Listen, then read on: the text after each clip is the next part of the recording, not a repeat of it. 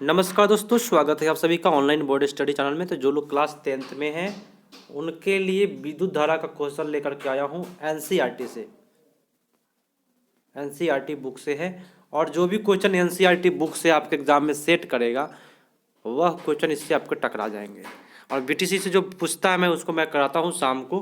तो आप लोग शाम में आइएगा 6 बजे, 7 बजे और 8:30। 3 टाइम आप क्लास कर सकते हैं लाइव शाम में। चलिए शुरू करते हैं। आज का क्वेश्चन है कि हाइड्रोजन लैंप में तंतु किस मिश्र धातु से बनता है?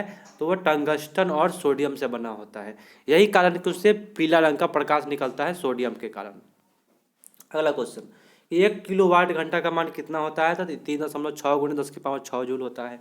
जलते हुए विद्युत बल्ब में तंतु का तापमान कितना होता है? तो 2000 से लेकर के 2500 डिग्री सेल्सियस तक होता है।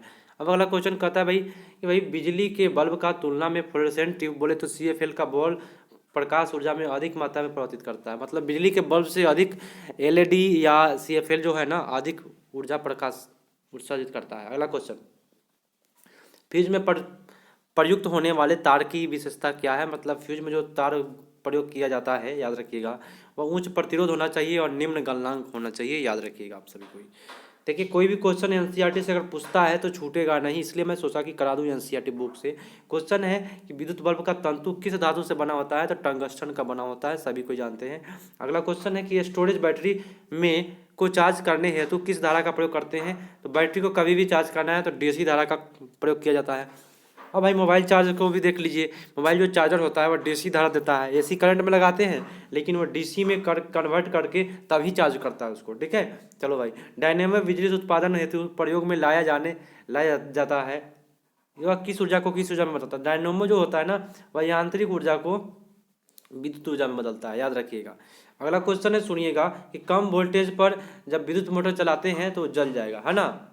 कम वोल्टेज पर जो है ना विद्युत मोटर जल जाता है। अगला क्वेश्चन है कि टरबाइन और डायनेमो में बिजली को प्राप्त करने में ऊर्जा के रूप में किस रूप में विद्युत ऊर्जा प्रवर्तित करता है? तो डायनेमो जो होता है ना यांत्रिक ऊर्जा में बदल देता है ना, या मोटर।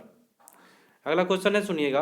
क्वेश्चन कहता है कि भाई घरों में सुरक्षित सप्लाई हेतु, है ना, के लिए उपयोग में लाया जाने वाले फ्यूज तार का गलनांक धातुओं से निर्मित होता है।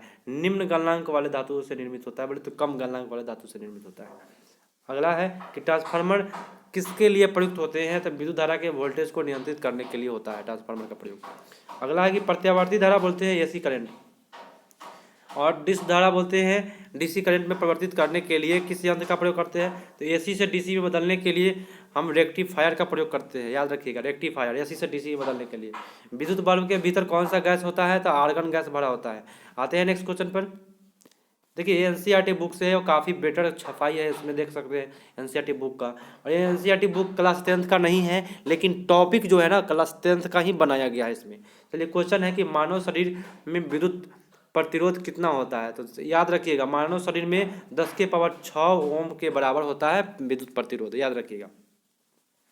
अगला क्वेश्चन, कि सामान्यतः ट्यूबलाइट में कौन सी गैस भरी होती है? तो ट्यूबलाइट में आर्गन के साथ पारा भरा जाता है। ठीक है, अगला क्वेश्चन है, सुनिएगा।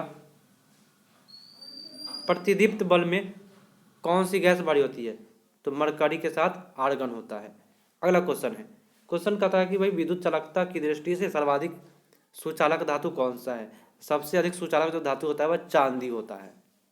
अगला क्वेश्चन है कि पृथ्वी के भीतर विभव शून्य माना जाता है क्योंकि पृथ्वी से कोई आवेश लेने या देने पर इसके विभव में परिवर्तन नहीं होता है। अगला क्वेश्चन, R प्रतिरोध वाले एक तार को पिघलाकर उसकी आधी लंबाई के तार में डाला जाता है। ठीक है, तो तार का नया प्रतिरोध क्या हो जाता है? R/4। अगला क्वेश्चन,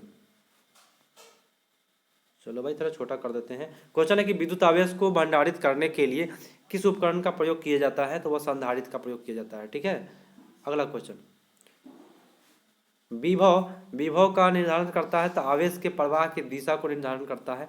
अगला क्वेश्चन है कि किसी चालक तार के प्रतिरोध एवं तापमान बढ़ने से क्या प्रभाव पड़ता है? तो चालक का प्रतिरोध बढ़ जाता है। अगला क्वेश्चन, श्वेत प्रकाश को नली में कैसे उत्पन्न किया जाता है? तो तंतु को गर्म करके। अगला क्वेश्चन है कि विद्युत ऊर्जा को यांत्रिक ऊर्जा में परिवर्तन करने की युक्ति को क्या कहते हैं? उस युक्ति को हम बोलते हैं विद्युत मोटर बोलते हैं।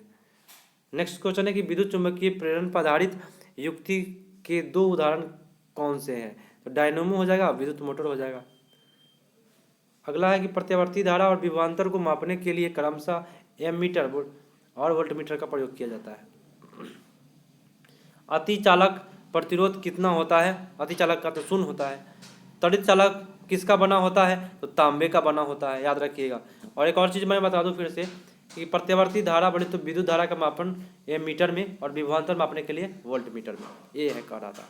तो इसी प्रकार से जितना भी एनसीईआरटी का क्वेश्चन बनेगा मैं करा दूंगा, जिससे कि आपका एनसीईआरटी का अगर क्वेश्चन आपके एग्जाम में आ जाए तो छूटेगा नहीं। तो मिलते हैं इसी प्रकार से अगले पार्ट में। आप क्या कीजिएगा, 5 व्यक्ति के पास इसी वीडियो को व्हाट्सएप पर शेयर कीजिएगा, अपने दोस्तों के पास शेयर कर दीजिएगा और लाइक करके जरूर जाइएगा। अच्छा लगे तो कमेंट करके बताइएगा कि कैसा लगा। मिलते हैं अगले पार्ट में, तब तक के लिए धन्यवाद। जय हिंद।